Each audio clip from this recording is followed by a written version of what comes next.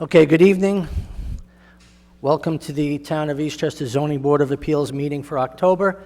Today is Tuesday, October 10th, 2023. We begin our meetings with the Pledge of Allegiance. Please rise. Pledge allegiance to the flag of the United States of America and to the republic for which it stands, one nation, under God, indivisible, with liberty and justice for all.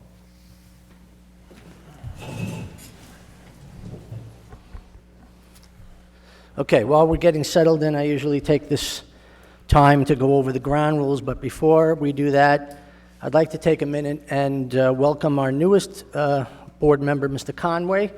I want to thank you for stepping up and joining the board and doing community service. I guess for those who are watching at home and here, maybe a good idea to remind or inform that we're a quasi-judicial branch of government. We are an appeals court, so to speak. But you have to live in the town of Eastchester and you have to be willing to volunteer because there's no compensation. So I want to thank you for volunteering. I wish you many good years here and I hope you enjoy it. Appreciate it. Thank you very much. Okay. Which I guess would be a good time now. As you all know, our last meeting was adjourned, and it was adjourned because unfortunately the sudden and tragic loss of Peter Nerzia, who was a friend to many, a great community member, and he'll be missed here. Many of us know him, of course, from the community. I knew him as a local practitioner. We had transactions together. I knew him from Ford and Prep, but he did his work here. He loved it here, and I guess what'll always stay with me is what his widow told me at the wake, which was he loved coming to zoning. So, when we all want to be better on a Tuesday night in January or February when it's cold and we don't want to come here, we'll remember that. And we have a long application when you don't want to read it, we'll remember that too. So we'll miss him. And again, we are now ready for October meeting. So let's go over a few things. Number one, we abide by Robert's Rules of Parliamentary Order. Every governmental tribunal, essentially, organization, Boy Scouts of America, when they conduct meetings, they conduct them under Robert's Rules or Cushing's Rules or other rules of order. This essentially means that we take action based upon motion, resolution, and a vote, and people get to address the board by being recognized by the chair, and I'll explain more as we go into the other items on our agenda. A reminder, because of I guess the ongoing post-COVID of correspondence with the board by email, that there is no acceptance of correspondence after the closing of a public hearing. So with new matters, those matters and all of the documentation that go with it are public records. So are all the emails.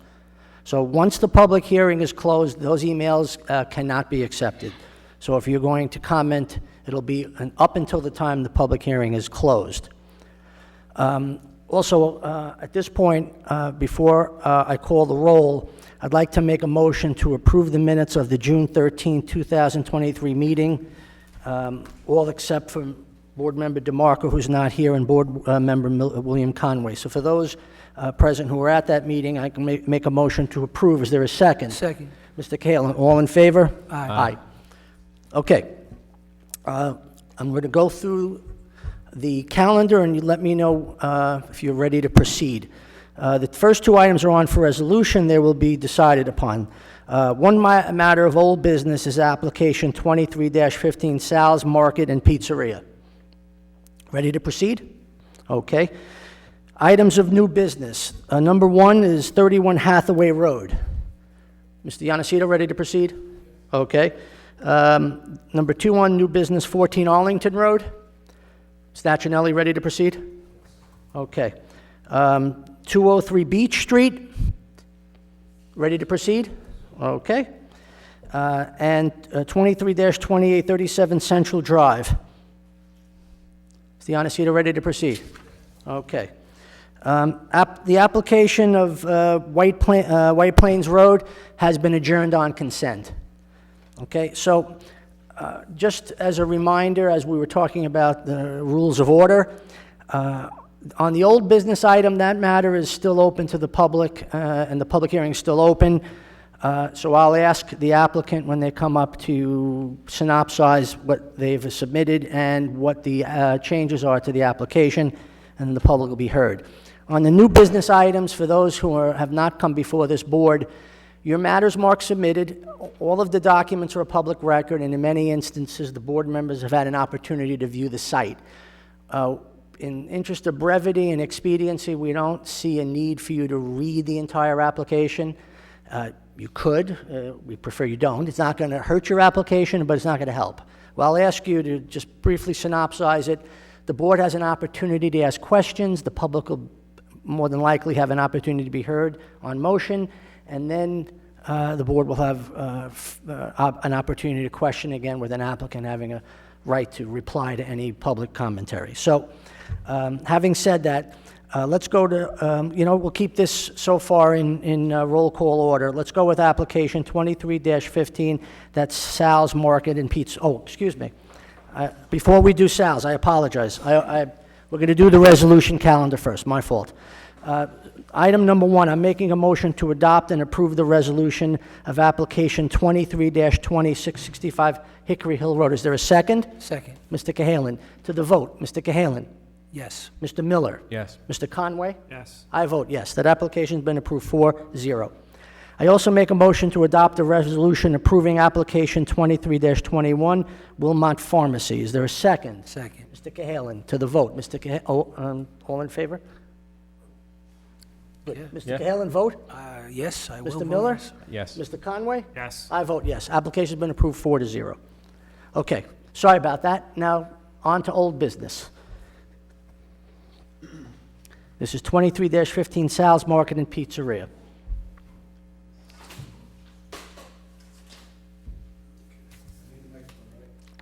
Yes. Yes, please, sorry. Name and address for the record? I'm Peter Gato, Peter Gato and Associates from White Plains, New York. So we were here in the summer, and I just want to say again, I'm very sorry for the board's loss. That was a very, very awful thing. Thank you. So we presented last time, and essentially, a quick reminder, and for the new gentleman, Mr. Conway, we have a few variances there we're seeking relief from in regard to parking on a very tight site. So what we presented last time was focused on the side yards and some signage and some building-related setbacks, and addressed the front more or less as is. And after the board's comments and then some other post-thought with staff and our own office investigation, we realized that this is an opportunity to essentially improve that entrance and exit from that very, very busy road and that T intersection with the traffic light, and to have an emphasis in having the Sal's Market not only be physically improved and fixed up, architecturally and construction-wise, but as well as make it safer for both the staff, the customers, and also for the incidentals such as garbage pickup and the basic caretaker of the property. So as you can see, we submitted updated drawings, and one of the major changes we did was moving these parking spaces to a more pedestrian-friendly aspect, so that there's a space between the parking and the building. The entrance is coming off one direction, parking, and exiting off the separate direction. We create a little low landscape buffer in the front, similar to the building to the north, is it? The gas station next door, some sort of landscape item, just so it's clear for vehicles to travel in the egress and not just jumping over the ramp that it is right now, one extended sidewalk and driveway. We're having signage so that the staff is actually parking in the back, there's only 3 staff members at any one time. And the building itself will be, again, situated so that the spaces, all 10 required, mostly in the front for the customers and the separate area for the owner in the back. One other change we made to the interior, although it's now, it doesn't affect the parking, we thought it was important to note that we removed the shower that was in question last time a few people had some questions about. So essentially just a bathroom upstairs, 2 offices that there were, and the downstairs footprint remains the same. I think that was the major updates from last time. Okay, thank you for your amended presentation. So at this time, we usually allow the board to ask any questions, sometimes make comments. Mr. Cahalan? I have none. Mr. Miller? None. Mr. Conway? Yes, just one question. You mentioned there's physical improvements as part of the current plans. Does that include any changes to the front or the facade, if you will? Yes, we're aware that we have to go to the architecture review board for those at a little later date. So is it an improvement to the facade? Yes. In what way? Well, there's an addition in the back which is going to be treated. You know, it's in a brand new section, so we're taking the opportunity to paint everything, improve the bollards, safety bollards in the front of the store. The windows and glass are remaining the same. The awning is going to be changed, mostly painting. I'd say cosmetic improvements. Through the whole structure, exterior, that is? Yes, all 4 sides. Okay. Nothing further? Okay. Yeah, my only comment was that you seemed, when in your amended application, to address the board's major concerns about the traffic and about potential abuses of certain added uses, and you were legal non-conforming to begin with, so when you amend this, you're actually, in my estimation, improving the site, so I appreciate that. So the public hearing has been open on this and it remained open, so would anyone from the public like to be heard on this application? Okay, seeing no one, I'll make a motion to close the public hearing. Is there a second? Second. Mr. Cahalan, all in favor? Aye. Okay, I'll go back to the board. Mr. Cahalan, any questions or any comments? No, I just want to note for the record that they did remove one of the variances. So they came in with 4 and it's now 3. So I'm happy to see them do something like that. Thank you, Mr. Cahalan. Mr. Miller? No questions. Mr. Conway? No questions? And I only have to state that, kind of amplifying what I said earlier, that, again, we're governed by the 5-part test, and you seem to have now fit your application, in my estimation, within those points. So I'm going to make a motion to adjourn this application for resolution at the next board meeting. Is there a second? Second. Mr. Miller, all in favor? Aye. Aye. Thank you for your amended application. Thanks for your time. Okay. Okay, I'm going to take I'm going to take one matter out of sequence. So we're going to hear application 23-2837 Central Drive firstly. Which one is this? Central Drive. It's last on the calendar. 37 Central Drive. 327? 28. Name and address for the record, please, and proceed. Okay. Good evening. My name is John Yanacito. I'm an architect, and I'm representing Mr. and Mrs. Hattar, the owners of the subject property. We are proposing an addition to the existing single-family residence located at 37 Central Drive. The proposed scope of work will include the construction of a second-story addition over the existing covered porch, which is highlighted on the site plan in yellow. The existing front porch is currently non-conforming with respect to the front yard setback and the side yard setback. The proposed addition will expand the second floor space forward and will be aligned with the existing covered porch below. And I'll just come over there and show you the elevations. So as you can see on the elevations, the expanded second story is the space is highlighted in yellow. And they will just come straight forward and expand over the existing covered porch at the front of the house. So the proposed addition will increase the existing non-conforming conditions, and we are requesting the following variances. The first is for the front yard setback, where the existing and the proposed is 16.5 feet, and the required is 30 feet. And the second is for the side yard setback, where the existing and proposed is 7.8 feet and the required is 10 feet. Thank you for your time, and I'm happy to answer any questions. Thank you, Mr. Yanacito. Mr. Cahalan, any comments, questions? Yeah, just a couple things. When I went to the site, I just want to be clear, we're not increasing any of the space of the property, because the porch, the addition's just hanging over the existing porch? Yeah, so the facade of the second floor will line up with the columns on the porch. Okay, and the side, and just the setbacks aren't changing on the side, they are what they are? Correct. Everything's going to line up with the side walls and the front wall on the second floor, yes.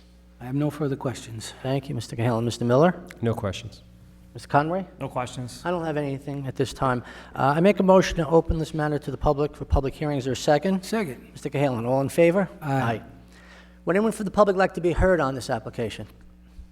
Okay, seeing no one, I make a motion to close the public hearing on this matter. Second? Second. Mr. Miller, all in favor? Aye. Okay, because I have to. Mr. Cahalan, anything? Said my piece. Mr. Miller? Nope. Mr. Conway? Nope. I think you've answered the five-part test to my satisfaction. I make a motion to adjourn this matter for resolution at the next meeting. Is there a second? Second. Mr. Cahalan, all in favor? Aye. Thank you. Okay, we're now going to hear 23-25, that's 31 Hathaway Road. I guess I'll stay here then. Yes, and you tell us your name and address anyway, even did though you you've a done that favor. already. Good evening again. My name is John Yanacito. I'm an architect, and I'm representing Mr. and Mrs. Vaccaro, the owners of the subject property. We are proposing site alterations to the existing property located at 31 Hathaway Road. Just going to come up there and look at the drawings. Go through the drawings. So here we have the existing site plan showing the existing conditions with the existing driveway, and the proposed site plan showing the proposed alterations and the modified driveway. The proposed scope of work will include expanding and resurfacing the existing driveway, which is here, expanding and reconfiguring the existing walkway, which is here, and the removal of an existing patio at the rear, which is highlighted in blue. The existing site is currently non-conforming with respect to both the driveway width and the impervious surface coverage. The proposed site alterations will increase the existing non-conforming conditions, and we are requesting the following area variances. The first, let me go back to this podium here. The first variance is for the driveway width, where we are proposing to increase the driveway width from 32.3 feet to 38.8 feet, and the permitted is 20 feet. The second variance is for the impervious surface coverage, where we are proposing to increase the non-conforming coverage from 4,504 square feet to 4,784 square feet, an increase of 280 square feet, and the permitted coverage is 4,205 square feet. Both of the requested area variances are for increases to existing non-conforming conditions, and we did make an effort to try to minimize those increases of the non-conforming conditions. The variance for the driveway width is only for a small portion of the driveway, which is highlighted in red on the site plan. So this portion of the driveway right here is the portion of the driveway that requires the area variance for the width of the driveway, and half of that is actually existing. So the existing driveway line is right around here. So this additional piece right here is the expanded driveway that we're asking for the additional variance on. On the coverage, we did make an effort to try to minimize the increase to coverage by removing the patio at the rear of the property.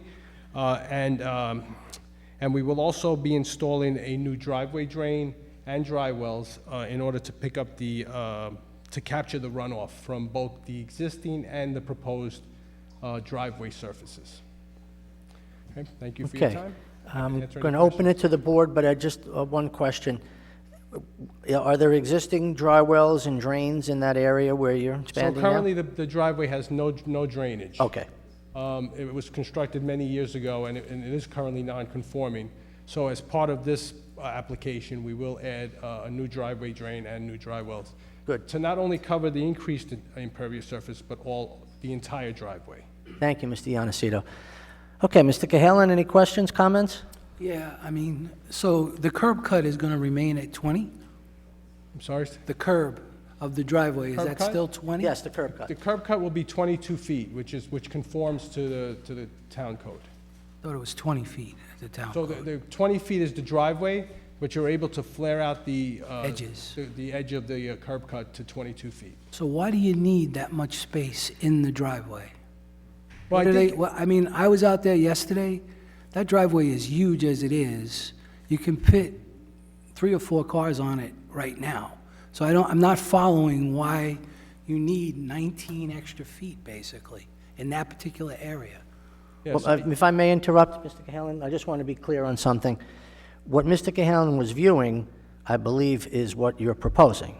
Because Correct. I believe this was, I'm Jesuit educated, so this is under the theory of seek forgiveness rather than permission, am I right? So they Okay.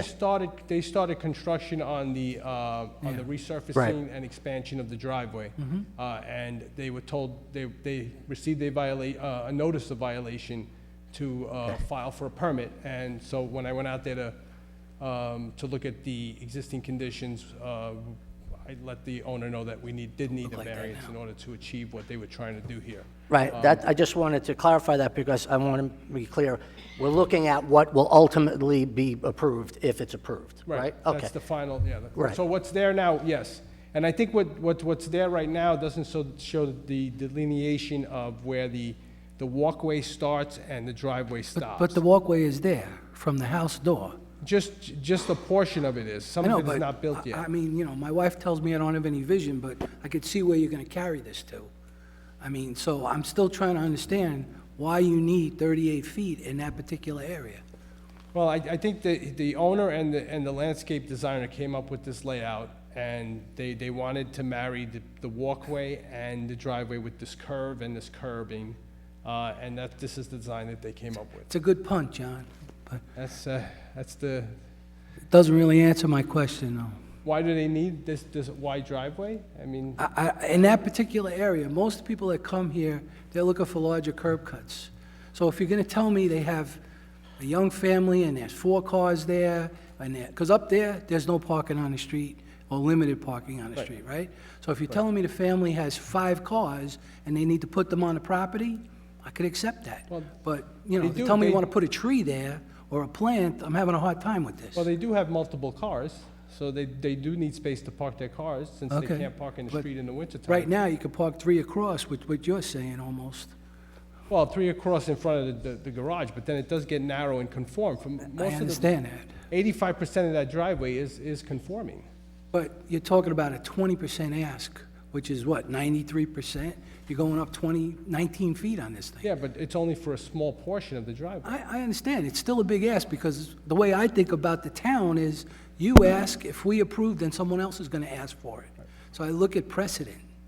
And I can understand the point where if we were asking for a 38-foot driveway that was 2 parallel curbs, and the entire driveway was 38 feet, I think that's a little much. But here, it's only that one little portion, right where it marries the driveway and the walkway, that it gets a little wider.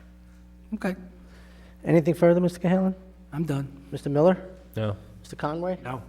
Yeah, I see it a little differently because I think the concern would be the impervious surface, and you've attempted to reduce by eliminating the rear impervious, and you're actually improving the site with wells. My commentary on the aesthetics is meaningless, and the curb cut is not changing, it's conforming, and there's not a lot of parking on the street. So, you know, I see it a little different, but let's see if the public has anything on this. I make a motion to open the public hearing on this. Is there a second? Second. Mr. Miller, all in favor? Aye. Anyone from the public like to be heard on this application? Okay, seeing no one, I make a motion to close the public hearing on this application. Is there a second? Second. Mr. Kalin, all in favor? Aye. Okay. Mr. Kalin, anything further? Said my piece. Mr. Miller? No. Mr. Conway? No. Okay, I will make a motion to adjourn this application for resolution at the next meeting. Is there a second? Second. Mr. Kalin, all in favor? Aye. Thank you, Mr. Yanacito. Thank you, and I appreciate being moved up to second on the agenda. Is that, for the was last that what you item. think happened, or I just was reading and I didn't see it correctly? You too. You're welcome. Okay, next item on our new business calendar is 23-26, 14 Arlington Road. The applicant come forward, give us your name and address for the record, and please proceed.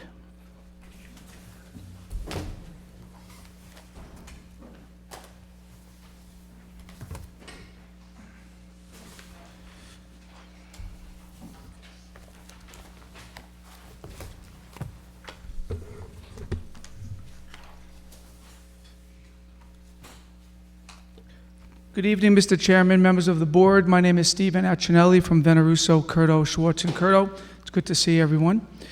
I'm here in connection with the application for 14 Arlington Road. I represent the owners, Alex Odell and Joseph Annunziato. Here with me this evening is Tom Curro. He's the architect on the project. As the board is aware, I did submit my statement of principal points, which address the five-factor test, so I will not read those for the sake of brevity.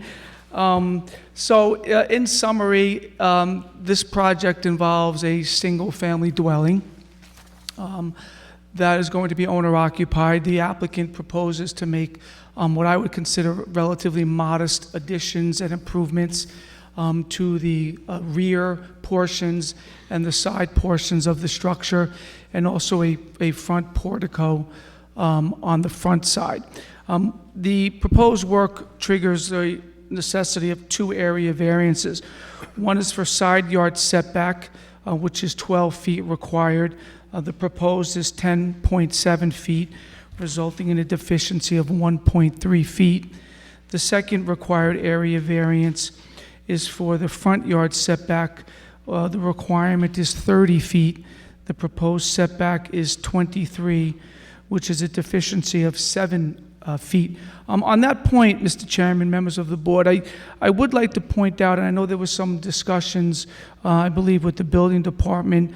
I believe under the code, under Section 7, relative to exceptions and modifications, I think there's a provision that allows an encroachment into the front yard setback of 4 feet for an element such as a portico cover. So I think the reality is our deficiency, respectfully, is 3 feet rather than 7 feet in the front yard setback. So I just did want to bring that to the board's attention for its consideration in connection with the application. I don't have any further presentation. If the board has any questions or comments, I'm here. Also, the architect is here relative to any design elements, should the board have any questions as to those. Thank you, Mr. Accinelli. I appreciate your presentation. Thank you. Mr. Cahalan, any questions, comments? None. Mr. Miller? Nope. Mr. Conway? One for me. I don't have anything at this time. I make a motion to open the public hearing on this Second. matter. Mr. Cahalan, all in favor? Aye. Would anyone from the public like to be heard on this application? Okay, seeing no one, I make a motion to close the public hearing on this matter. Is there a second? Second. Mr. Miller, all in favor? Aye. All right, Mr. Cahalan, do you have anything? No, sir. Mr. Miller? Still none. Conway? I've reviewed your application. I think you've, to my satisfaction, answered the 5-part test. I make an application to adjourn this matter for resolution at the next meeting. Is there a second? Second. Mr. Cahalan, all in favor? Aye. Thank you, Mr. Accinelli, for your presentation. Thank you. Good evening. Thank you. Okay, last item on our calendar tonight is under new business. This is application 23-02-203 Beach Street subdivision. The applicant come up, give us your name and address for the record, and please proceed.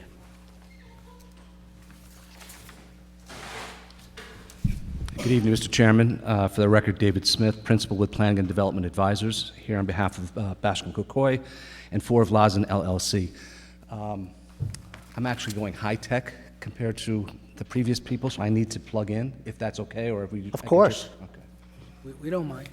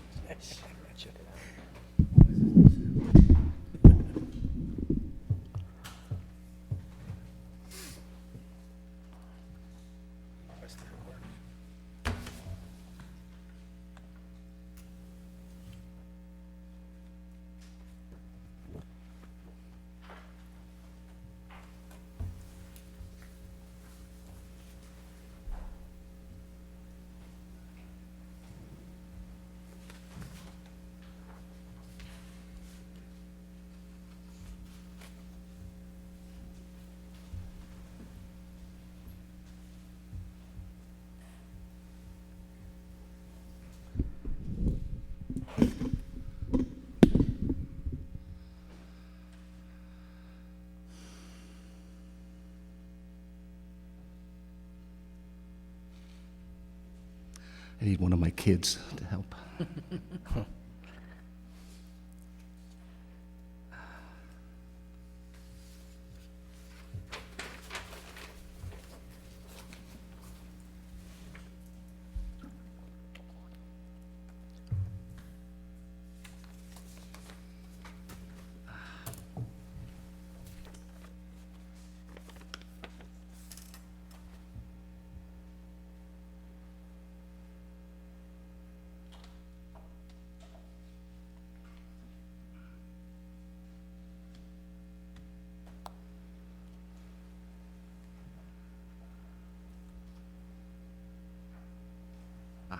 Okay.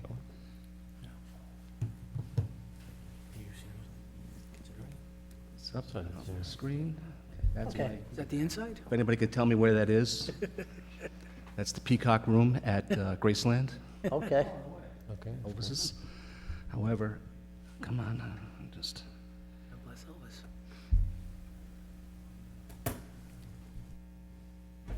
Yeah, look at the TV.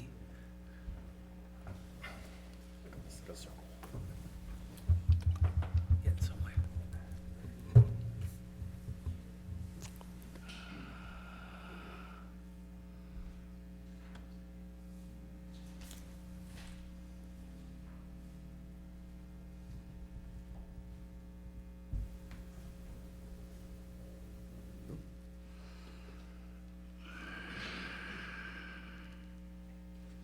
There we go. okay. Okay. I appreciate your patience.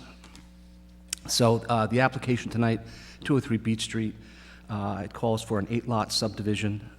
This application actually started back in January of this year, where we were with the planning board, and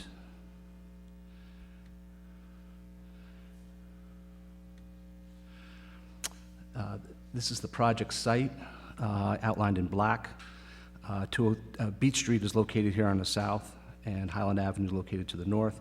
This blue line is the zoning district. That's the R5 to the left and R6 to the right.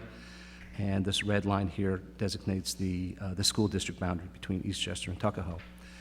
As I had indicated, the project site is approximately 1.8 acres.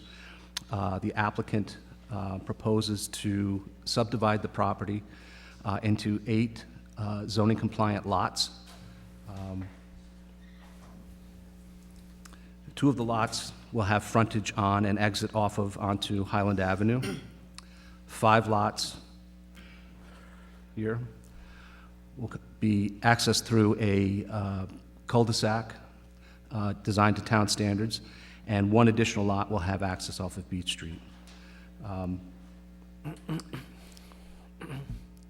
There is also an additional non-buildable lot located here, where the applicant is proposing to include a stormwater management system to address stormwater management from the cul-de-sac and some of the other portions of the site, the impervious portions of the site. And this is a graphic that was prepared for the planning board on their behalf, just to show how individual house sites could be located on each of the proposed properties. Now, there are 2 variances being requested as part of this application. The first variance is from Town Code Section 9H3L2, which requires a 12-foot curb radius required at the entrance to the proposed cul-de-sac, and that's this little flange right down here at the bottom. This is actually part of the right-of-way. It's not actually part of the curb line. It measures approximately 31 square feet. This piece of this required or of the requirement is actually on another adjacent piece of property, and we're not proposing to purchase that. But that's just kind of the way it stands right now. It's a very small piece. And then the other request that we're requesting is from Town Code Section 9H3G3, which requires a 150-foot minimum offset between roads within a subdivision. And currently, Simonoid Boulevard is located here, and it's approximately 108 feet to the center line of the proposed cul-de-sac. So where 150 feet is required, we're providing 108. I would note that in the application materials that we had provided, this application had received extensive review as part of the environmental review by the planning board, including an extensive traffic analysis. And Mr. Greeley, who's here on behalf of the town, has provided some background with respect to this issue of the offset distance. And his notes are here in our presentation. I don't know if you need me to go through them, but they're there for the record. And we would like to note, just from a planning standpoint, and this was part of the presentation we had made, that there are a number of small cul-de-sacs located within kind of this portion of the town of Eastchester that have multiple lots. And what we've indicated with the asterisks in a number of these is that there's a precedent where there are offset intersections that are less than 150 feet within the town of Eastchester. And we've documented that as part of the presentation materials. So again, those are the two proposed variance requests. Mr. Chairman, we have provided the test for area variances. I think you've asked to, we've included that as part of the package. I don't know if you need me to go through that in any more detail, but. It's entirely up to you. If you want to synopsize it, that's fine. It's, again, it's marked submitted. It's a matter of public record. Right. I think you make the decision, and I will amplify the fact that you're here for two specific variances. Good. Okay, So- but go ahead. So I think then I'll just, I'll wrap up by saying that we've included the response for the test for area variances. Many of the lots are oversized compared to existing zoning. We've gone through, excuse me, an extensive environmental review to mitigate environmental impacts as part of the proposed action. So that would, I think I'll just leave it at that, and then obviously if you have any questions from members of the public. Of course.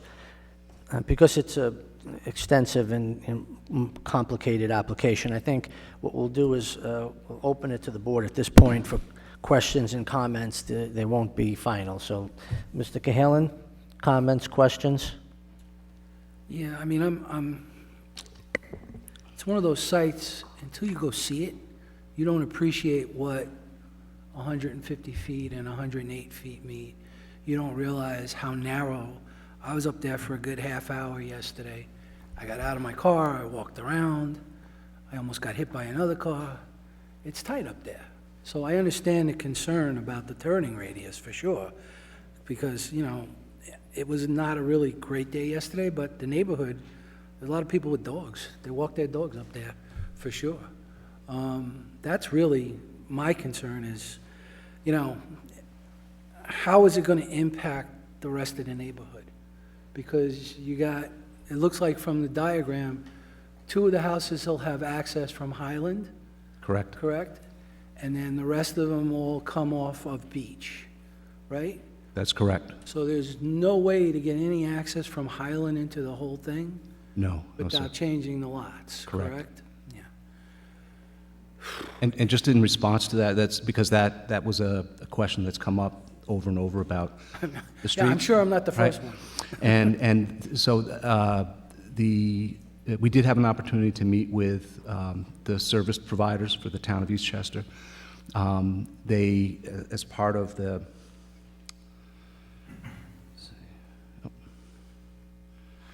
so as part of the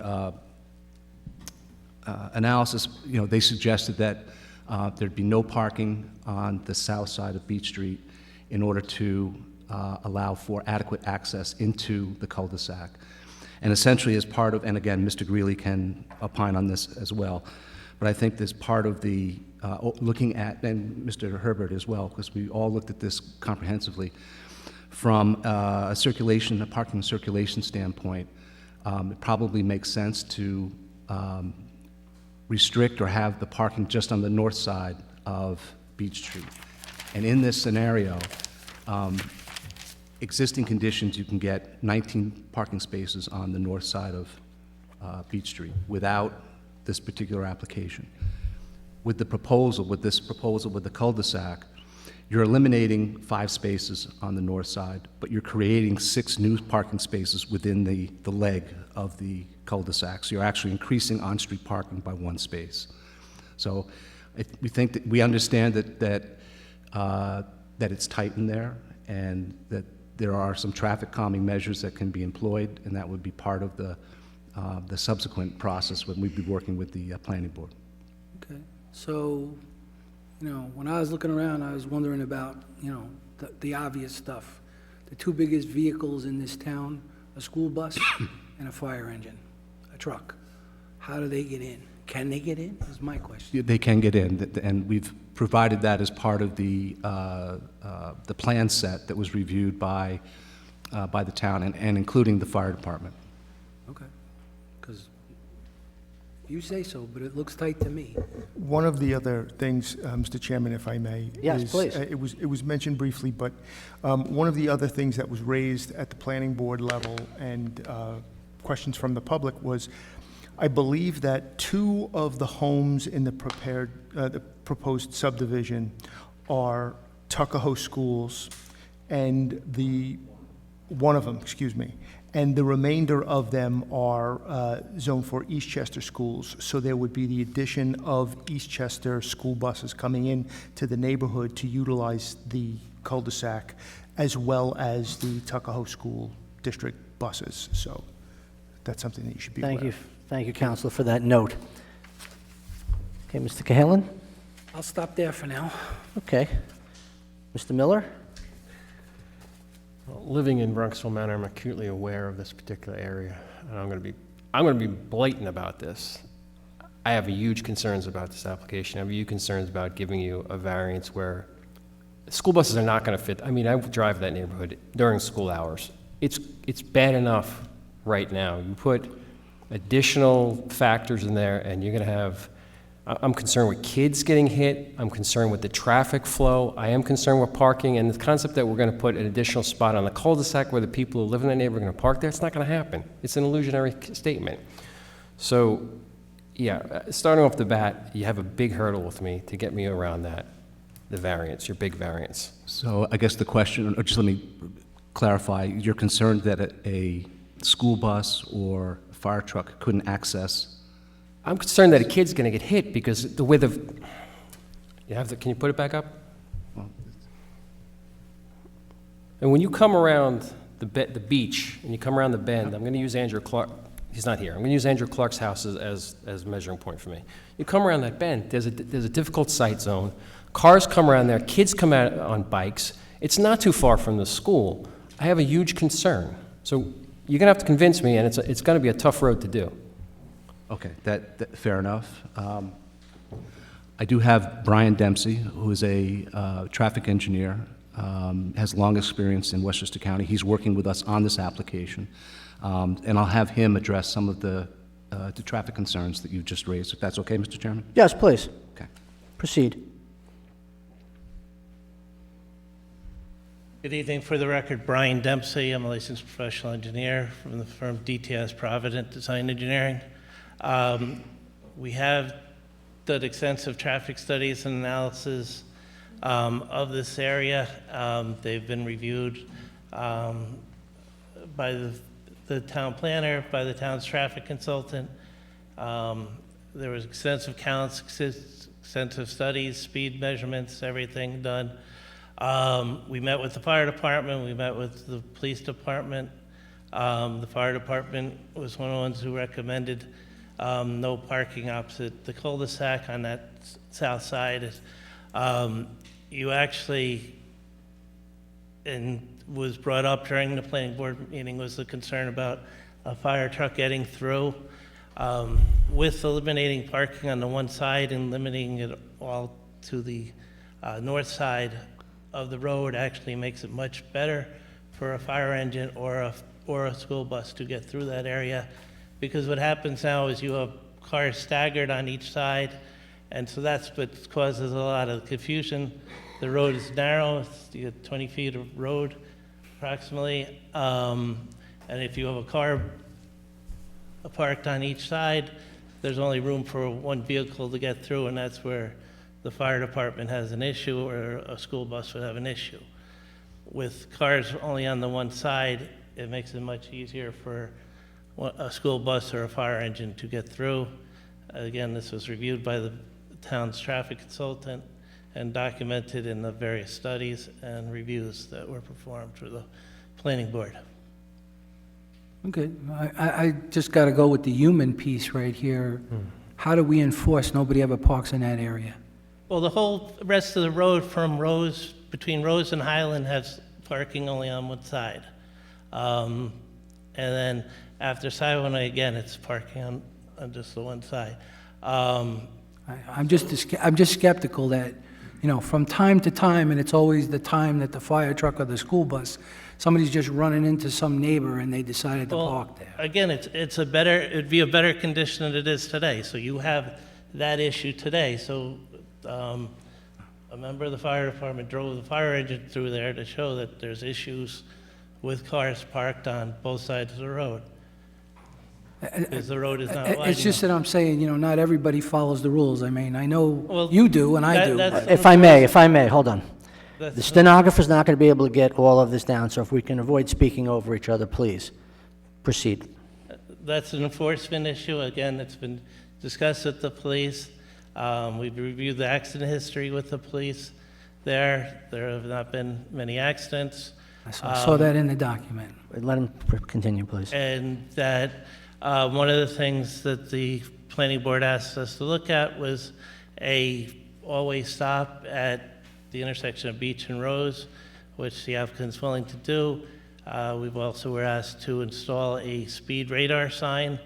There were other things looked at, such as speed humps and such, but since the volumes and speeds measured were so low, a speed hump really wouldn't do anything.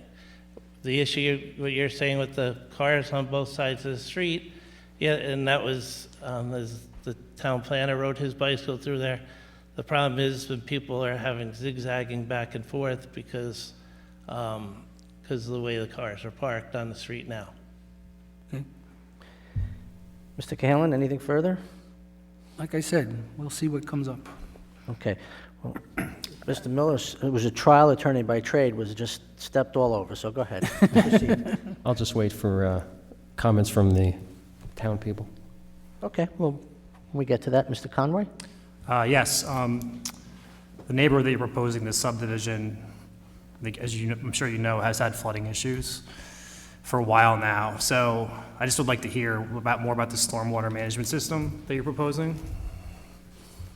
So let me go back. Okay, so with respect to stormwater management, each lot has been engineered to accommodate its own impervious surface on the lot itself. It's designed to the town specifications. Mr. Cimelli, who's the engineer, represents the town, has reviewed that. He signed off on the design for the stormwater management system. In addition, I think I had mentioned as part of the opening presentation that there's this lot here, this non-buildable lot, which is going to be used for stormwater management as well. And the stormwater management system has been properly designed by the most up-to-date engineering techniques that the town uses to review these types of projects, and all of the impervious surface that needs to be accommodated is accommodated as part of this application. Okay, and what you're proposing in that area of land there where the red marker is now, what does that entail? Like what the extra stormwater management you're proposing goes in that little piece of land to the I guess to the east? Yes. West, sorry, of There's the a graphic that you road. have that shows that tank or whatever it is under the unbuildable lot. I think that may help. I don't know if I have that Well, particular graphic. if I but- may. So you're asking If I about- may, why don't you just explain what's there and make it easier? Yes, so what's being proposed, there would be a stormwater management, essentially a series of underground tanks located in the non-buildable lot, so that the stormwater would be funneled, if you will, for lack of a better term, to those underground tanks. And it's stored there and then released over time. So that's how the system has been engineered and designed.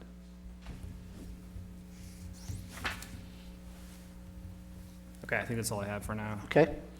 I don't have anything at this point, obviously reserve. What I'll do now is make a motion to open this matter to the public for a public hearing. Is there a second? Second. Mr. Miller, all in favor? Aye. Okay. Would anyone from the public like to be heard? Okay. When you come up, name and address for the record, please, and proceed. Yeah, I'm Andrew Clark. I'm 195 Beach Street. Mine is the property that is indicated in red. So I find myself in the unusual position of kind of arguing for and against, right? I don't want to see my property obviously cut off, right? So I don't want to see a variance granted because it would mean that that piece of land that is directly on my property would be taken, right? So at the same time, I don't want to see the road go in. And the reason I don't want to see the road go in is for all the same reasons that the committee has brought up tonight regarding traffic. I live right there. I live on that road. It is dangerous in its current format.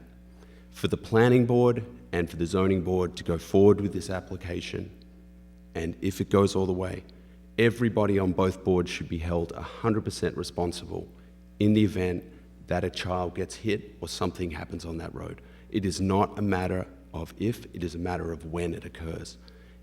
Already we see near misses on a monthly basis of people, because of the way that the road is so narrow, you get constant situations where people have to go around the cars, regardless of which side they're parked on. They have to go around the car. And as soon as they go around the car, two things happen. One, it's not visible as to where and what's going on the other side of the car. And the second reason is you have to swerve around, and a lot of the time, people, when they do that, go straight into the oncoming traffic. If you try and park two fire engines side by side, you will not be able to do it on Beach Street without those two vehicles being right beside one another.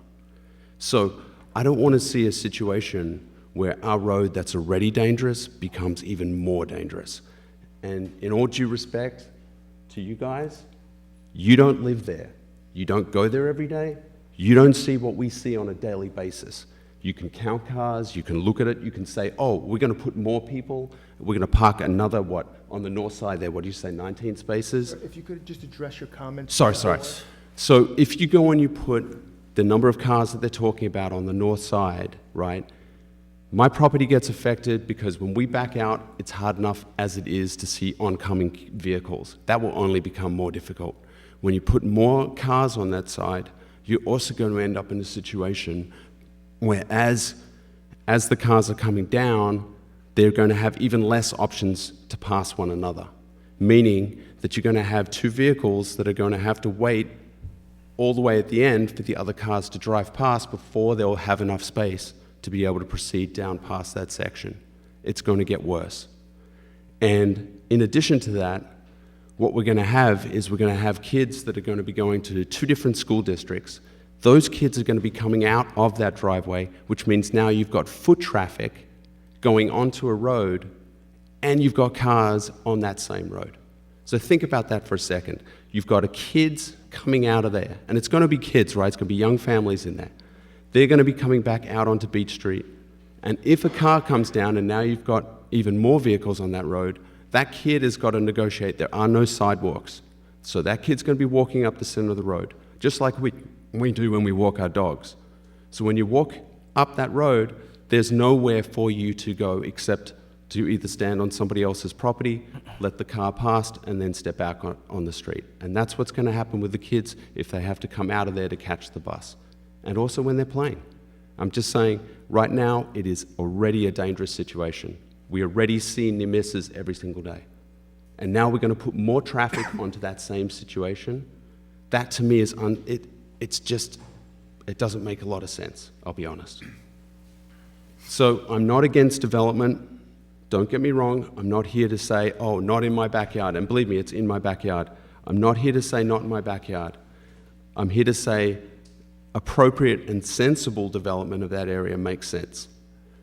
Coming in from Highland makes sense. That always was the right decision. And there's no reason you can't come in from Highland. You can go up just like Ambrosia Way did, right? There's a perfect precedent right there for the sort of development that should go in. You have a road come in from Highland. Highland's a wider road. It has the ability to take the traffic coming in. Beach Street is a narrower road. It doesn't have the ability to handle that level of traffic. So it makes no sense to me as to why we would be proposing to come in from that side. Why would you not then also be able to remediate some of the concerns around water and other issues by coming in off Highland, a few less houses, a nice development like Ambrosia Way? Everybody would be happy. Thank you. Thank you for your time. Next.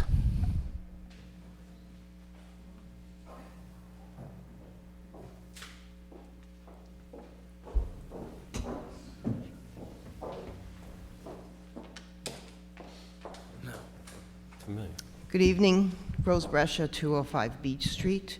I'm just gonna, can you hear me? Yes. You can hear me, okay. Please. First, I'd like to offer our condolences on the loss of your colleague. Thank you. He was a good person. He'll be greatly missed. I've spoken at the planning board meetings, and I followed up with correspondence, which Mr. Herbert has included in the documentation, so I'm not gonna go through all of that. You can read all my letters.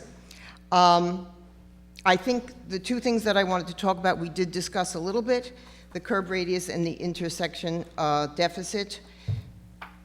One thing that I did not mention in my letter, except for an earlier one, is that the Eastchester School District issue of having the buses coming in and out for Eastchester School District. So that's a very big concern. Regardless of how many routes, how many different buses are going to come through, there is going to be bus traffic coming in and out of that cul-de-sac, much more than just having the Tuckahoe buses. So that's a very big concern. And even if the bus route comes along Beach and stops and the kids have to come out onto Beach Street, that's even worse because now you're going to have traffic backed up both sides of Beach Street. And we have had incidents of people going around the school bus. So that's a big problem. So anyway, having those houses on the inside of the cul-de-sac on the Eastchester School District is a big issue when the buses have to come back around. The other thing I have to say pertains to infrastructure. We've had two major rain events since the planning board meeting, just flooding throughout the town. So bad that several streets in Bronxville Manor had to be closed on both occasions. The next day, everyone puts their stuff out on the curb, and you just feel so bad, right? Because their basement's flooded yet again. So I know that engineers like to be optimistic, and they like to put out their charts and their numbers and their formulas, but these systems fail. We've seen it happen.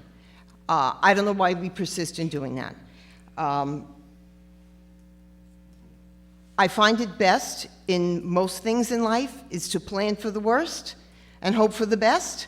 This does not plan for the worst. This is only hoping for the best. And having this 30% deficit of the intersection is going to be a very big problem. Thank you. Thank you for your time. Who would like to be next?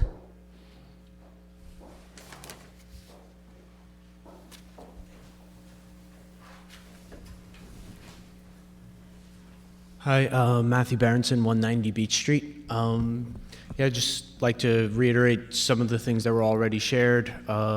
Really don't see a precedent for this to be coming off of Beach Street, considering how narrow it is. While there are cul-de-sacs in the Eastchester area, there's really only one in the Bronxville Manor that I could think of, which is Pine Circle, comes off of Ridge, and it's much larger. Where there are 5 cul-de-sacs that come off of Highland, let's just make it a 6. There's a few that come off of Tuckahoe Avenue, which runs perpendicular to Highland, also a wider avenue than Beach Street. I have 3 children. Number of children live between my house and the corner of Simonoi, all under high school age. The proposal of bringing these additional cars and the buses creates a very dangerous situation. Respectfully ask you to deny the variances. Thank you. Thank you. Next person?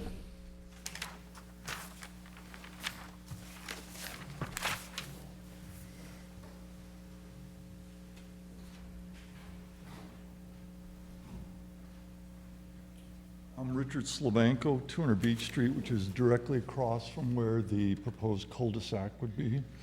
There's a lot of things that have been said already that I'm going to, I guess, echo or give some emphasis to. The gentleman who was Mr. Miller, who's in Bronxville Manor, is talking like residents have been talking for every meeting since this application came up, with a sense of alarm.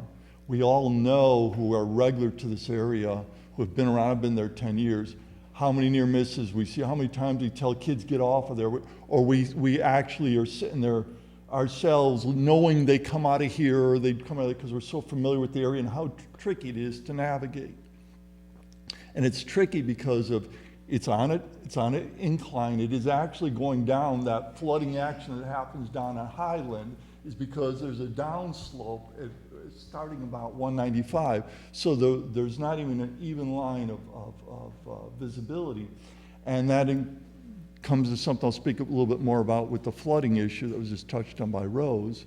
But the point being is that, as Mr. Kalin, I believe, It's not the worst I've ever heard, but that's okay. It's not the worst that's ever been said, but that's okay. I'm Slavenko. I try hard. I believe me. I appreciate it, though. But as he's sounding both skeptical and practical, he's absolutely on point. I mean, A, people don't necessarily follow the rules, and B, if you just go and sit there a little time, even if you're not from there, you say, you're really going to put another road right there where you have 3 schools coming into from four blocks away. 3 schools, they're all going through that intersection, and you've got Rose's driveway right next to the intersection, and they're gonna have a house for this development right next to that, and right next to that, short of the minimum centerline distance, you're gonna put a cul-de-sac. This is where already there's kids going to school, walking every morning. I sent an email, you saw some pictures of just one random day, how many times kids are being pinned next to a parked car, or where there's multiple situations with a bus or any of these other navigation challenges for kids, and one kid not paying attention is going to get hurt. I think Bruce spoke eloquently to that. And included with that email was some videos from Mrs. Marciano, who's right on the corner there at Siwanoy, showing just one day about how cars, not just parked on Beach, but parked on Siwanoy, are very, very tricky and dangerous. These are a lot of houses that don't have the ability to have all their cars on premise, so there's always going to be cars on this Siwanoy and Beach. Therefore, there's all this going on all the time. It's not going to go away even if you try and fix Beach. But let me speak to the Beach parking in a couple different ways. One is where there was a representation made by the developer's representative about a fire truck saying it's going to be a little easier because now there's not cars parked on both ways. Captain John over in the corner came out to show with his fire truck. He's saying, I don't think I can make the swing. And that was with one car on the parking, my car, which has been sideswiped.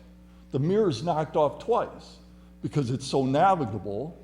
And that's in a space basically where they're saying that we'll continue to have the parking. However, if you put another car in front of my car where I park, I can't get out of my driveway without a 3-point turn. This is how tight it is. This is how crazy. And imagine now when there's a representation of the cover letter about how it's light travel, light traffic. I have submitted multiple traffic studies to the board, which shows the camera right in front of where the cul-de-sac would be, doing motion activated, and I've shown many instances where there's 7 cars in a minute, that's light. 90 cars in an hour through that intersection, that's light. No, and then you have this other place where there's more school buses, there's more cars coming in from more directions, more complexity to the traffic pattern. This is like, I like Drew's point. I mean, I'm happy with the concept of having everybody sign off on liability who approves this, because then nobody's going to do it, because you're not going to want responsibility for what's going to happen. It's not may happen. Touch on a few last points. Well, actually, probably not a few. The accident history that's been referenced and continues to be referenced is a 3-year history, which largely encompasses 18 months of shutdown, more or less, from the school system. So that's not representative of what the history has been. We really don't know what that is, and to continue to cite that is really silly. I think Rose used in the past an analogy with baseball seasons where they put the little asterisk because it was like a strike season. It's not the real data. There is, in the cover letter, there's a reference to the 2 tests that need to be satisfied in approving a variance, and I've underlined, in granting of the requested variance would not be a detriment to the health, safety, and welfare of the surrounding neighborhood. I don't think there's anyone in the surrounding neighborhood that's been there more than 6 months that would agree that that is possibly being met, regardless of what anybody is trying to assert on paper. The next point is whether an undesirable change will produce in the character of the neighbor or to the detriment of nearby properties created by the granting of the area variance. Well, obviously, cutting off a piece of a neighbor's property is obvious. I won't get into that. However, the character of the neighborhood, this is basically a D'Ambrosia's twin development that's being conceived. I did, in prior meetings, I took representations of pictures of what from the eye level of what various perspectives of what you see at D'Ambrosia with the houses, these much larger houses on the lots that we have around versus what's around Beach Street. These are very different neighborhoods. I mean, you would not confuse one with the other. As a matter of fact, you say one is basically California where they let them build one next to the other, and the other one is a leafy New York suburb that it is in Bronxville Manor. These are not similar in any way. Yes, you can say that the lot sizes are similar, but for example, you know, I'm on 7,500 square feet and I have a 2,300 square foot home. That's not what we're talking about. They're talking about a 4,000 square foot home on a 6,000 foot lot, or to that nature. Very large structures on very small parcels, tightly packed in. It's not the same character at all.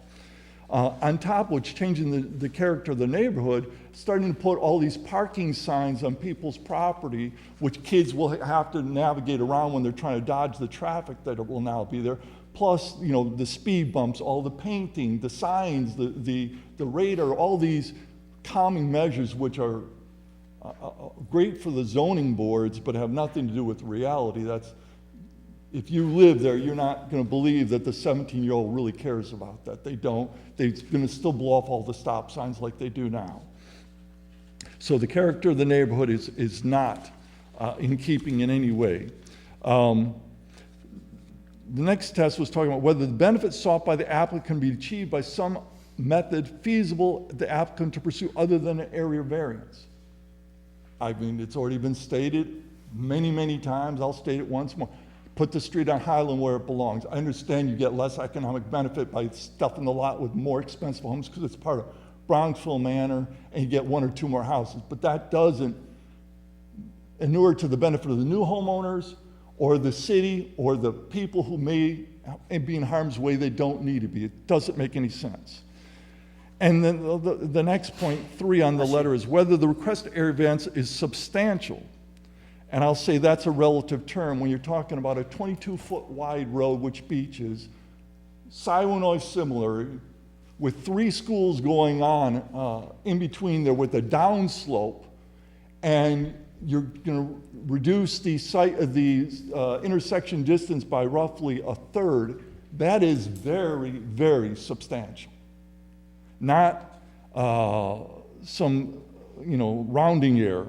And they talk about other roadways and cul-de-sacs in the neighborhood and so forth. I went into a pictorial display where I showed that if you take out Tuckahoe Avenue and their cul-de-sacs, there's virtually nothing like this around, and yet we're going to have 3 cul-de-sacs, 1, 2, 3, where actually you can hit one another with an easy throw, stacked right there, where it's totally out of character for not only Bronxville Manor, it's out of character for Eastchester writ large. And I proved that with little pin dots, and if you go back to the illustrations that have been provided by graphics as well as in the recorded video of those meetings. The last thing is really 2 points, but it's back and touching on the issue of flooding. As was just touched, and I think Rose mentioned it, we've had 2 major storms. I think that's relative. I mean, every storm seems to be major. Governor Hochul has made the point, is like, that's the new normal. But right before one of the meetings, I believe it was in April, there was a large flood. I submitted pictures of when they closed off Highland Avenue, when there was several feet of water there, and what have you. But I'd also shown how 2 systems, mine and Mr. Mancuso's, I think it's like 192, I think, yeah, 192 Beach. He had all his stuff out on the curb, as was just mentioned, that was lost or was drying out. He had just had a second dry well put in, both of them, I believe, to be at 100-year standard current. And he had still water the next morning, still water setting stagnant in his drain, not moving. My house, I showed in the video of the water coming down in there, my drain also saturated, which was built to a 100-year standard in 2013, and that since that meeting in April, that's the second time it's saturated. Now, if you're going to build something to 100-year standard, you say, well, they got all this great technology, we reviewed and everything else.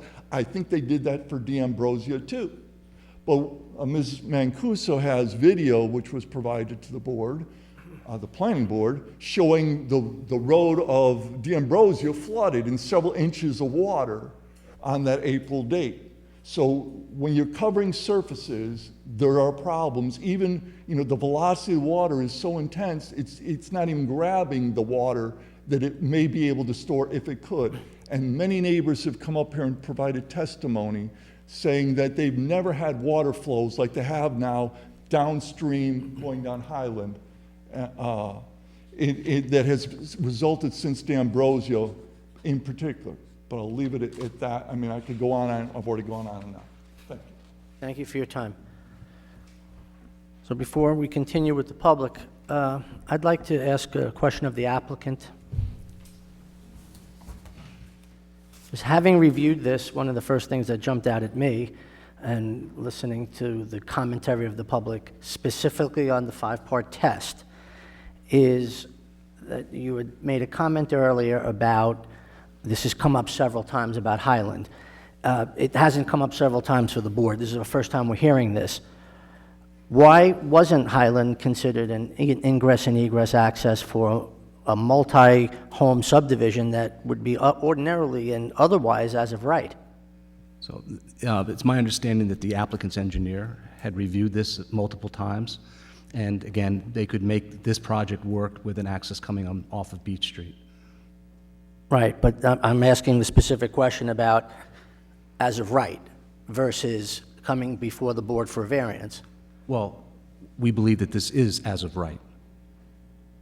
I may be confusing things. Do you want to confer? Go ahead. Oh, you want to speak? Sorry. Name and address, please. Yep, Bashkin Pukai, 42 Orchard Street. And you are? I'm the applicant. Oh, okay, proceed. We had originally discussed coming in off Highland Avenue. I think that was back in 2014 or 15. This was when Margaret was still working here. You actually needed more variances going in through Highland Avenue. Pretty much the cul-de-sac wouldn't be built to the town standards.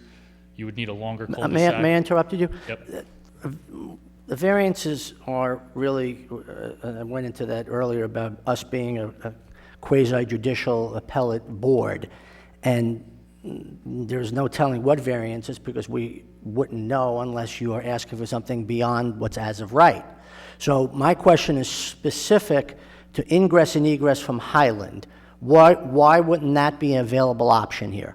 And I'm not saying you have to change your application. I'm just wanting to know why, because it was told to me that this has come up several times. I've never heard it, and you're applying for only 2 variances. Everything else is as of right. And both of those have to do with traffic on Beach, and there's an access point in Highland, so that's why I'm asking.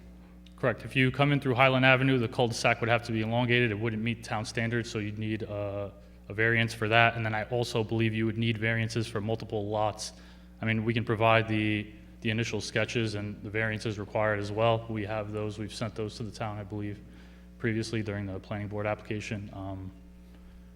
It just wouldn't work based off of the cul-de-sac wouldn't be as of right, and it wouldn't be built to town standards, similar to I believe D'Ambrosio has the same issue where the access road is not built to the town standards, which is why it hasn't been transferred over to the town. But I'll leave that up to the planning department to confirm. Well, again, there's nothing before them to confirm. I just had a question about access to Highland, and you've provided an answer. Okay. Yep. Thank you.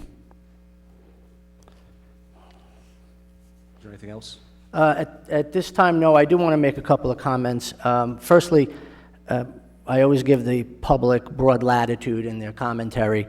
I try to stick to the variance because there's a 5-part test. That's what the law requires. We're not here to judge the applicant, but the application. And I found the public so far to be very pithy and on point. And certainly flooding is part of the character of the neighborhood. But I think, I'll continue to give you broad latitude, but I think we're wasting a lot of time on this because it's all hypothetical, and any construction needs to meet with the town's requirements. So saying that the town's requirements are not sufficient enough and they're going to add to the flooding issue, that's a legislative issue, and you should go back to the town and make them change their code. We have before us 2 very complicated issues with traffic, and I'd like to focus on that. But again, if the public wants to talk about flooding, they can. I'm going to try to keep you narrow on that. So thank you. I also have another comment, and that is there's a lot of commentary back and forth being thrown around about eliminating parking. We don't wave a magic wand here. Roads are either state, county, town, or village. Parking doesn't get eliminated because an applicant says it wants it eliminated, or we throw it around. Over the last couple of years, this board has been very good, and if the public was here and the applicant was here to see what happened with Sal's Pizzeria application, Sal's Market, I should say, that was an application that was amended greatly with an applicant who was working with commentary, and we've conditioned applications on certain things, and the elimination of parking is not among them because there are too many agencies that have to make that decision. So I'm going to, after I finish my comments, have Mr. Greeley come up, because I have a couple of questions. But I just, again, I don't want to glibly throw around elimination of parking. We're an old community. A lot of it's pre-World War II.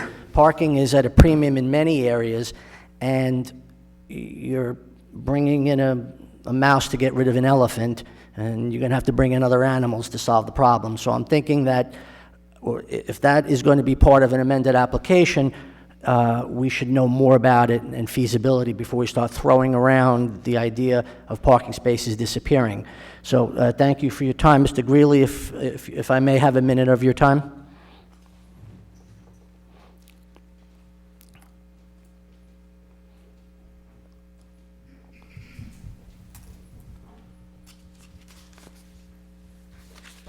Good evening, Philip Greeley, Colliers Engineering and Design.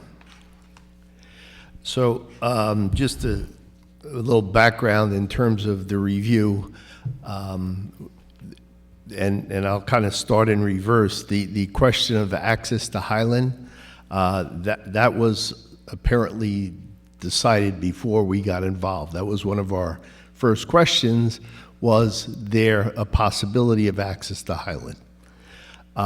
Secondly, as part of the planning board review, and then I'll get to the 2 specific variance items. The applicant had prepared traffic studies.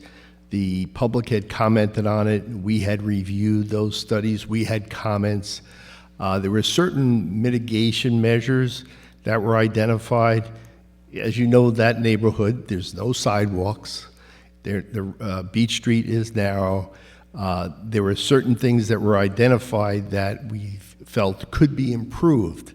Some of those improvements are dependent on other boards. For example, the parking restriction, that would require a town board action to shift all the parking to one side of the street. There were recommendations on looking at an all-way stop at the curve at the intersection of Beach and Rose to kind of control what happens at that intersection. Again, that would be a required approval from the town board. And there were certain other mitigation measures, improving sight lines, et cetera, et cetera. So, these were all identified. I think the public's concerns were, brought up and addressed in the planning board process, but they are dependent on certain things being implemented in terms of that. In terms of the turning tracks that were identified, yes, the fire department looked at those. One of the reasons why there's some spaces that had to be removed to build this cul-de-sac was to allow the fire truck to make the turn. So some of the shifting of spaces and removal of spaces and putting the spaces all on one side of Beach Street was to improve accessibility for the fire truck through the area, but also to get them into this cul-de-sac. As the applicant said, they are providing 6 off-street parking spaces in the cul-de-sac. So I think in terms of the concerns and the comments, a lot of those were already raised, and mitigation was tried to be brought forward to help the current conditions. In terms of the 2 variances, I think the applicant pointed out that the curb radius of the actual travel path of the vehicle is not in question. It's the right-of-way. So, that's from an operational standpoint, that doesn't come into play in terms of vehicles making that turn. In terms of the offset intersection distance, the 4 items that we really looked at there was, 1, were they providing adequate sight distance for that intersection? And with the parking removals and other items, they were providing the appropriate sight distance. Number 2 is Beach Street, beyond Siwanoy, dead ends, so we have limited traffic there. And 3, in terms of the offset distance, do you have the ability to see from Siwanoy to this cul-de-sac and vice versa in terms of sight lines for vehicles entering and exiting? And the answer is yes. In terms of the positioning of the offset, if the offset was in the opposite direction, we run into one of the reasons why the 150-foot distance was set up was so that you don't have left turns turning into one street competing for the same space turning left into the opposite street. So in this case, someone turning into the new cul-de-sac can turn without affecting, if someone was on Beach at the dead end turning into Siwanoy, they're not conflicting with the same space. So if it was the opposite direction, we would have a problem of left turn conflicts. So in terms of the variance, I think all the other issues in terms of the road width and traffic flow and school buses, they have been addressed, but the distance between the intersections is not the cause of the problem. The problem that the applicant was looking to mitigate is because of the width of Beach Street.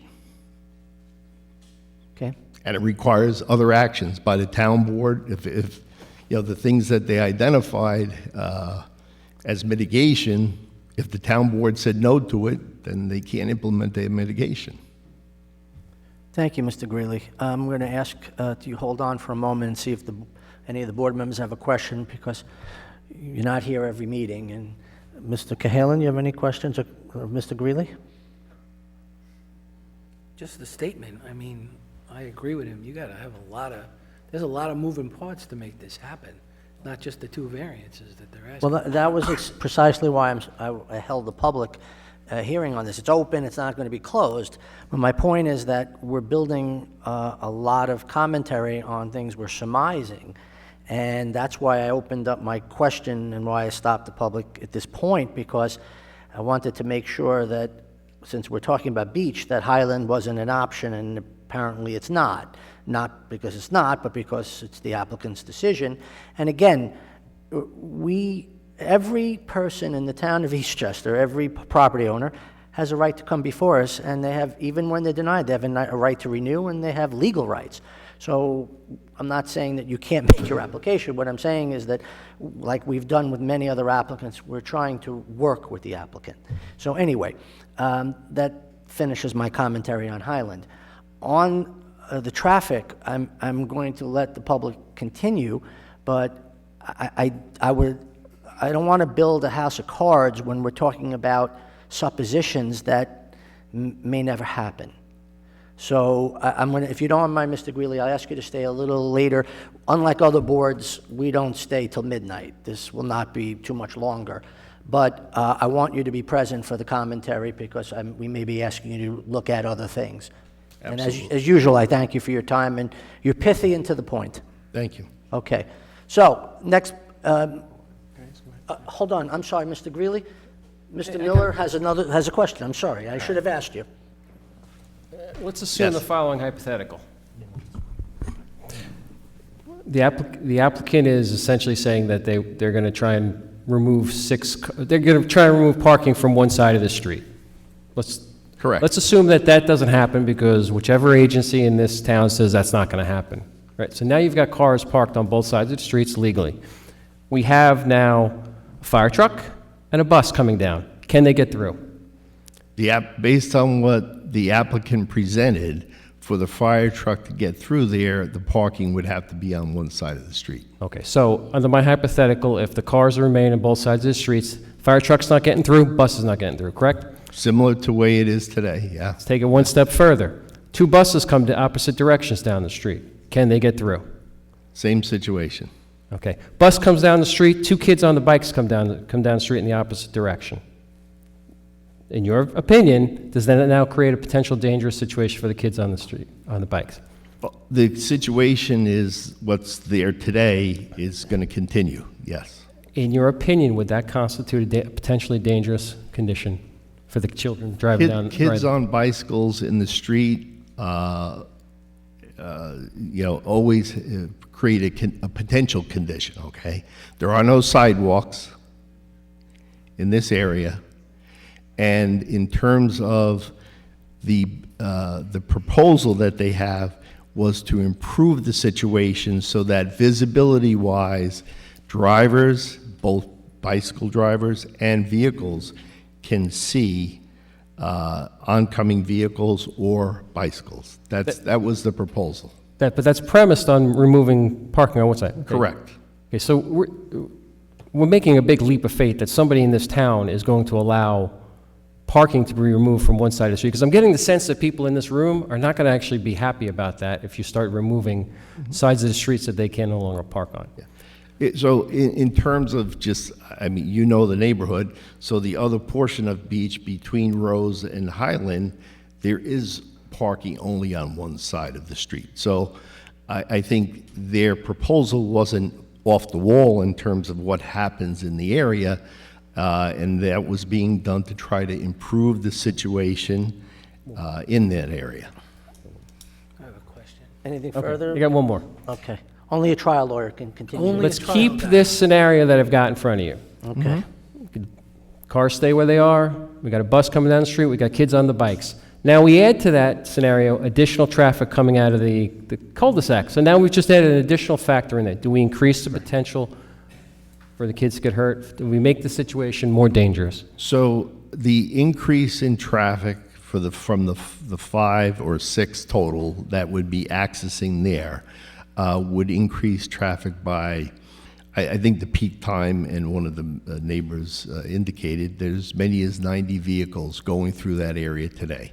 So if you provide adequate sight distances, increased traffic doesn't always relate to increased accidents. So the parameters that we're providing, or the applicant is proposing, is to provide adequate sight distances, traffic control, signing, to accommodate the volume that's there.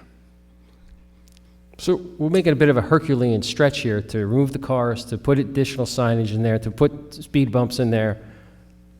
I'm just going through all the things in my mind that we would have to possibly do so that they can put the cul-de-sac there, so additional 7 or 8 cars can come out. So it's just going in my mind here, all the different things. So let's take the scenario where the Traffic Safety Committee says, I'm not going to authorize you to put a sign there, or whatever.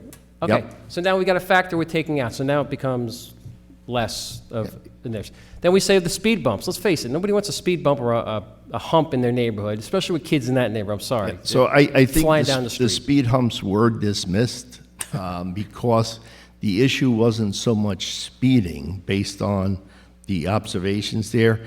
It was more of the lack of signing, sight distance issues, and control in terms of traffic control. So the speed humps wouldn't be any benefit because the speeds were not over 25 miles an hour based on their data. Okay, and let me just add one more thing. So we also will have, I think you had mentioned there might be a stop sign somewhere? Yes, there was one consideration of making Rose and Beach an all-way stop intersection. And that was to address some of the comments relative to the curve, to the pickups that occur there, and the fact that people were not obeying stop signs at Siwanoy, for example, because There's suggestions in this town.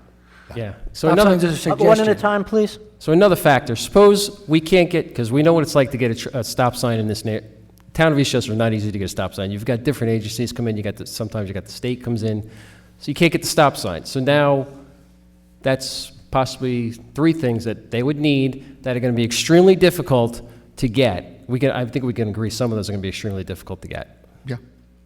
Okay, so we're building sort of an application upon a big pile of sand that could fall apart at any given moment. The conditions that the planning board was putting on the application or discussing putting on the application included all those items. So if they can't get those items, they're not meeting the conditions of any approvals. Mr. Miller, you weren't happy with my metaphor of a house of cards? Mr. Chairman? You needed 10 questions for my house of cards? You didn't make a Ford prep reference. I was just Okay. happy. Mr. Chairman? Anyway, before we do that, what I want to do is see if the board members have any more questions of Mr. Greeley, and then I will comment on it. Do you have any? Not for further? Mr. Greeley, but I have one question just in general. December 12th or 13th is coming, and that's when the town flips the parking around. You can't park on one side, you can't park on the other. Unfortunately, I don't know that area as to what happens there. Does anybody know what happens to the parking? I can't. May I? Oh, sorry. Counselor, please. My understanding is the traditional rule in town where during the winter months you're not allowed to park on the street has now been removed in lieu of the town notifying people ahead of a snowstorm, so there is no longer a restriction, certainly in this area, of vehicles parking there during the winter. But the one thing that I do also want to address, or in terms of an enforcement issue that we deal with in court in town quite a bit, are stop signs in town in residential areas. A significant percentage of the tickets that are issued in town are stop sign tickets. And my concern when this was addressed at Planning Board was that while one of the remedial measures that was proposed was a 4-way stop at Rose and Beach, the bigger concern is, in my opinion, is the stop sign at the bottom where Siwanoy meets Beach, because that is a narrow road with no sidewalks, so the pedestrian traffic and bicycle traffic is in the street, and coming around that turn with a shorter driveway or a shorter cul-de-sac street, which goes directly to the variance issue. I think that is more of a concern. Aside from sight lines, I think that the stop sign or that intersection of where Siwanoy meets Beach is probably the bigger area of concern, because you're proposing now a street that is shorter around that narrow intersection on a narrow street with that pedestrian traffic. So you have all those things kind of coming together. So, to get Okay, back hold to... on, hold on. Anything further, Counselor? That's it. Okay. I want to continue questions of Mr. Greeley. I'd like Mr. Conway to have an opportunity if you have any questions of Mr. Greeley. Nothing for me. Okay. Mr. Cahalan, any further questions of Mr. Greeley? No, I still wanted to know, so the town changed the rule so that there can be no cars on the street. Is that what you said? No, cars can park on the street now So we'll during the have- winter so months. now- So we'll have now 9 cars as opposed to 8 parking on the... However many there are, you can park during the winter months. There's no longer a prohibition So for then snow I'm going to ask, plowing. how does Let the him plow get down the finish. Go street? ahead. We can't get this down if I can't get it down. I'm Mr. sorry, Miller. I actually Busting the beat you. plow, I could've gone that way. Oh, my God, I can't believe I got that on you. Well, the Miller Cahalan show, that is not going to show up on the record at all. So, Mr. Cahalan, you have any further commentary? Not yet. All right, Mr. Miller? Nope. Okay, so rather than direct hypotheticals at Mr. Greeley, I think at this time, having the public comment makes no sense, because we're surmising something that may never happen. So I think the best way that this application could be reviewed intelligently is for the application to be, Mr. Greeley, you don't have to listen to me harangue, or if you want, but this is really directed at the applicant. I think the application needs to be amended to reflect all of the traffic suppositions. And is there a need for this? Mr. Chairman, But hold on. If the applicant could come up, please. I don't see an intelligent review of this at all, because we do have the board members have expressed concerns. This is all about 2 requests for traffic, 2 variances, one of which is technical. But there's overwhelming concern about traffic safety and 1,000 other things that go with that. None of us can form an intelligent opinion on how this could even be considered without all of the traffic things you're proposing, and I'll finish, and how those traffic items get resolved in the favor of what you're assuming. So for instance, everyone's talking, but no one really knows the answer, because there's a lot of glibness about removing parking. We had an application last year on Brook Street. 1 spot, never happened. This is an old community with a lot of parking issues, and it's mature, and there's not a lot of space.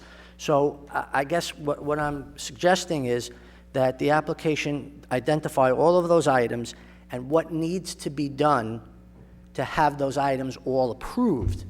And then we would have to have some indication of approval, because conditioning an approval, I don't hear that here, but why bother? Conditioning an approval on things that may take months or years and may never even come to fruition because they can't be heard. I'll give you an example. If you decided to eliminate, now Garth Road, every use on Garth Road is legal non-conforming because there's not insufficient parking.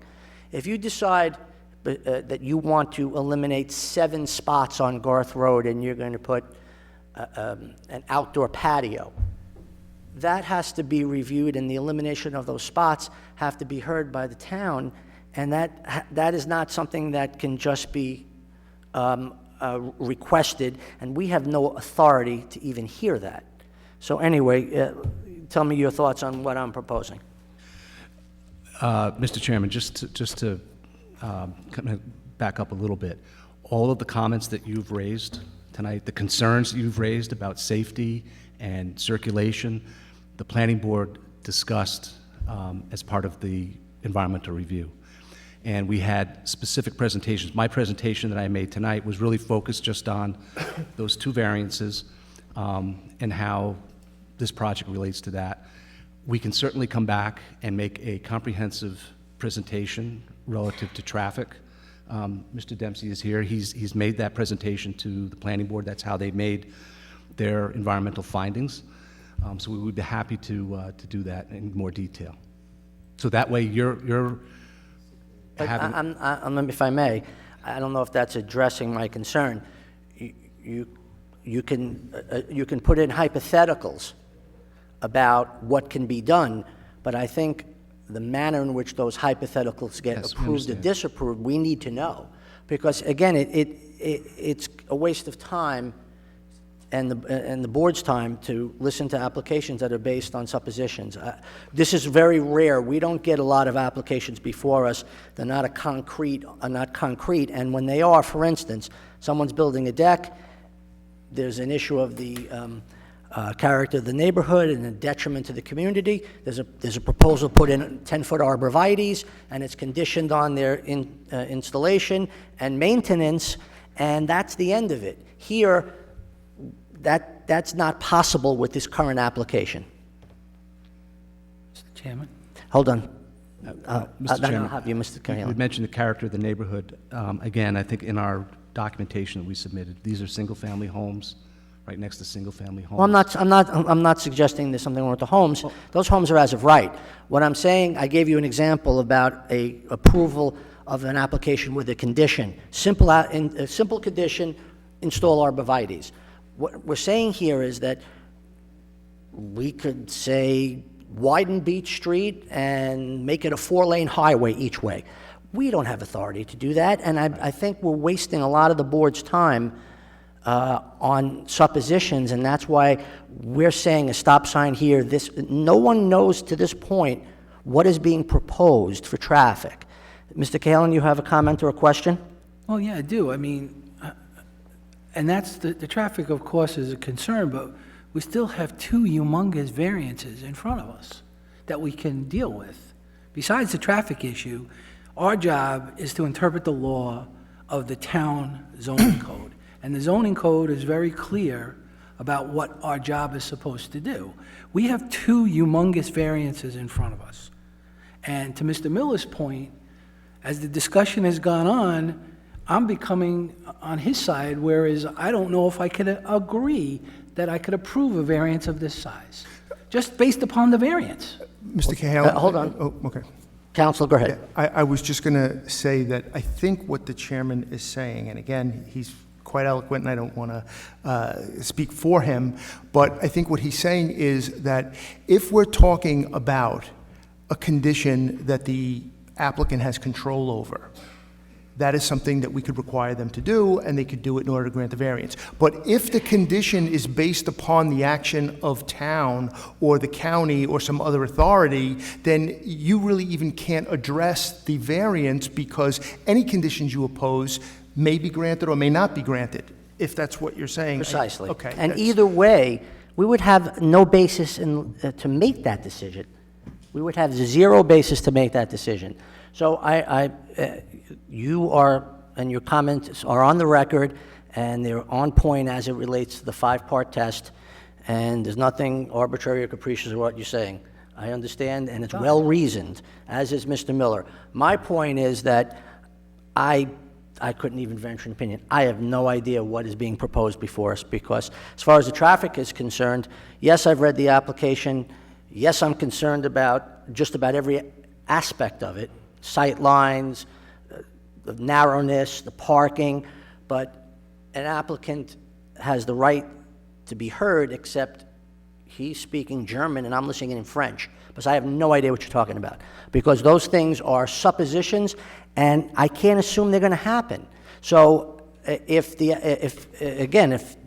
that can't be done, then my thoughts are then we have to then hear your application on exactly what the conditions are as they are now, because that's the only fact base decision I can make, and we could certainly do that if you'd like. Mr. Conway, do you have any questions or comments? I do not.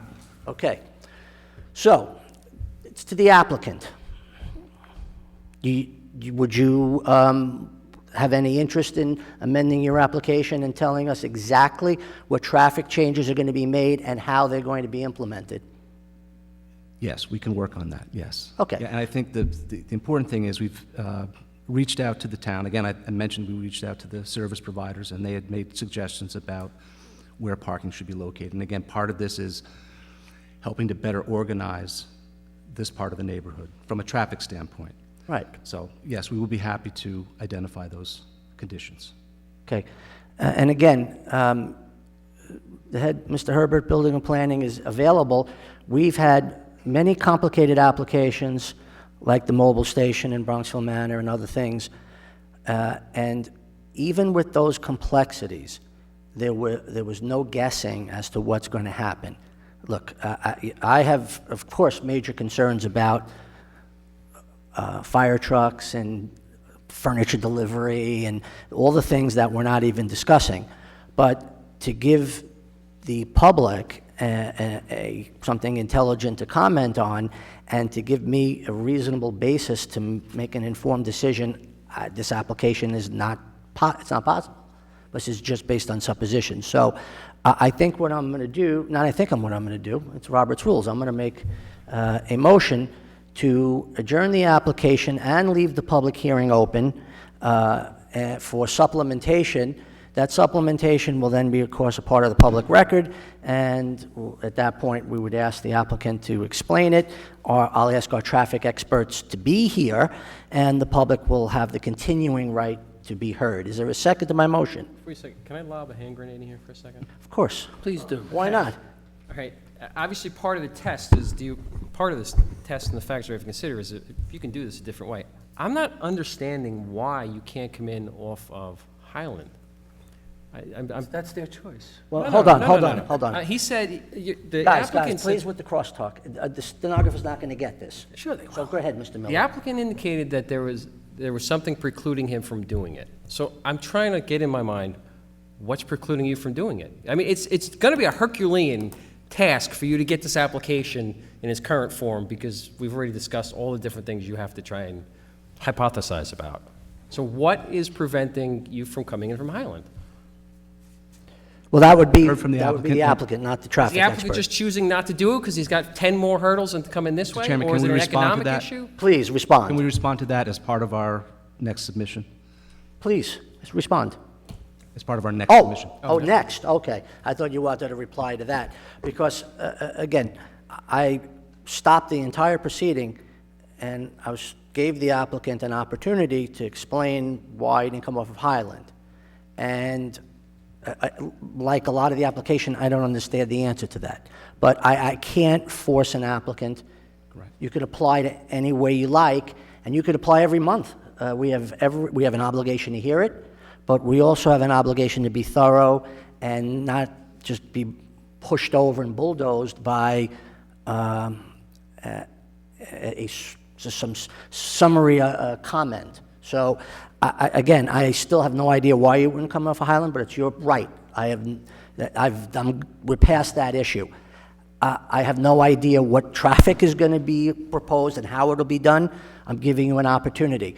I could tell you right now, the application, from my vantage point, would be denied on its face from me because I have no idea. I can't make a decision on something I don't understand.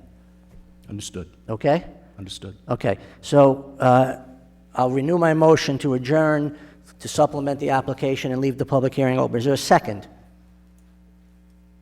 Second. Mr. Conway? Okay. All in favor? Aye. Okay.